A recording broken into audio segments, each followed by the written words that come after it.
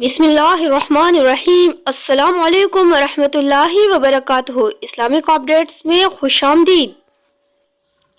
جو شخص مصیبت کے وقت اپنا رنج ظاہر نہ کرے۔ حضرت انس بن مالک رضی اللہ تعالیٰ عنہ سے روایت ہے کہ ابو طلحہ رضی اللہ تعالیٰ عنہ کا ایک بچہ بیمار ہو گیا اور پھر اس کا انتقال بھی ہو گیا۔ اس وقت ابو طلحہ رضی اللہ تعالیٰ عنہ گھر میں موجود نہیں تھے۔ ان کی بیوی ام سلیم جو بچے کی ماں تھی، جب دیکھا کہ اس کا بچہ فوت ہو چکا ہے، بچے کو گھر کے ایک کونے میں رکھ دیا اور خود کچھ کھانا تیار کیا۔ جب ابو طلحہ رضی اللہ تعالیٰ عنہ گھر تشریف لائے تو انہوں نے پوچھا بچے کی طبیعت اب کیسی ہے؟ ام سلیم نے کہا کہ اسے آرام مل گیا ہے اور میرا خیال ہے کہ وہ آرام ہی کر رہا ہوگا۔ حضرت ابو طلحہ رضی اللہ تعالیٰ عنہ نے سمجھا کہ وہ صحیح کہہ رہی ہے۔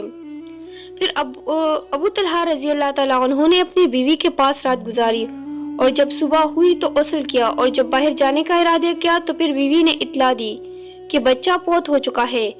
پھر انہوں نے نبی کریم صلی اللہ علیہ وسلم کے ساتھ نماز پڑھی اور اپنی بیوی کا حال بیان کیا۔ اس پر رسول اللہ صلی اللہ علیہ وسلم نے فرمایا، شاید اللہ عز و جل تم دونوں کو اس رات میں برکت عطا فرمائی۔ انصار کے شخص نے بتایا کہ میں نے ابو طلحہ رضی اللہ تعالیٰ عنہ کی انہی بیوی سے 9 بیٹے دیکھے جو سب کے سب قرآن کے عالم تھے۔ لوگوں اسے کہتے ہیں صبر اور اس کا پھل۔ میری ویڈیو اچھی لگے تو چینل کو سبسکرائب ضرور کیجیے۔ شکریہ۔